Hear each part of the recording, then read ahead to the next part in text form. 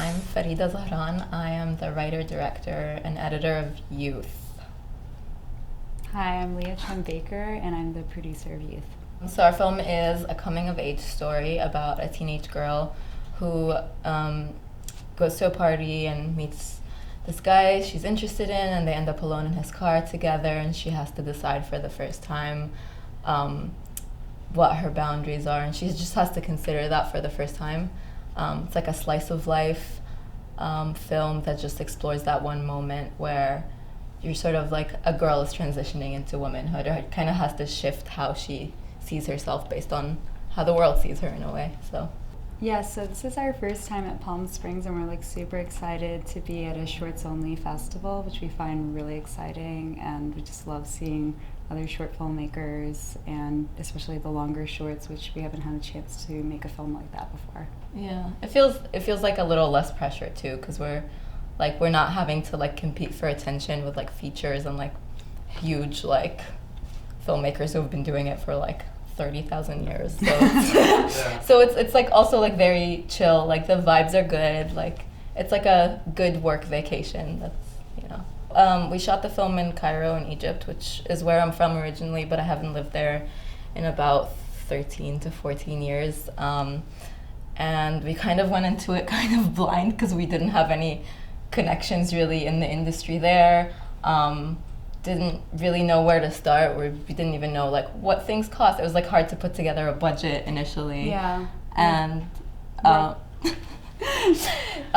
so that was kind of a big obstacle. I think we went through 4 to 5 local contacts, and I think the thing is we also are MFA students at NYU Tisch, so we actually are pre-producing this film while in prep for our classmates' films. So there's the challenge of not being able to be on the ground, but luckily Farida was able to get there about 2 weeks beforehand, and that was when a lot of things started to come together, because sometimes producing a project over Skype and this and that can have some pitfalls, but there's no replacement for sort of face-to-face meetings. That's what we found on this project.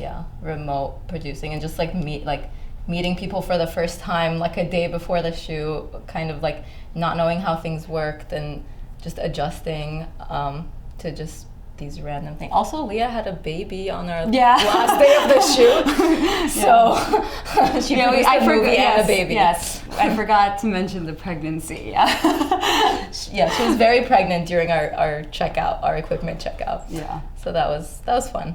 I think one thing I learned on this project specifically is like you don't have to try and say everything you want to say in one film.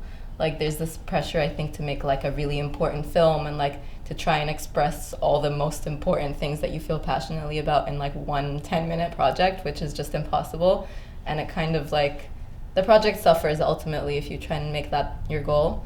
And so I think just trying to like sort of pick like a moment, or just like a moment where like you're fascinated by, or something, just like one small slice of thing that you really care about or that interests you, and just explore that moment fully instead of doing everything. Yeah, and I think that we found that like being open to feedback was really important and very helpful for us in sort of zeroing in on what was like the most key thing we wanted the audience to sort of take away from it. And once we were able to identify that really helped us in the editing room. Yeah, I think also just be flexible, because we shot a film and then that was not the final film, basically. No. We wrote scenes in post-production. Like I literally wrote 3 scenes that didn't exist at all in post-production, and then we kind of Frankensteined them together during the editing process with like random things that my DP was shooting while I wasn't looking, and like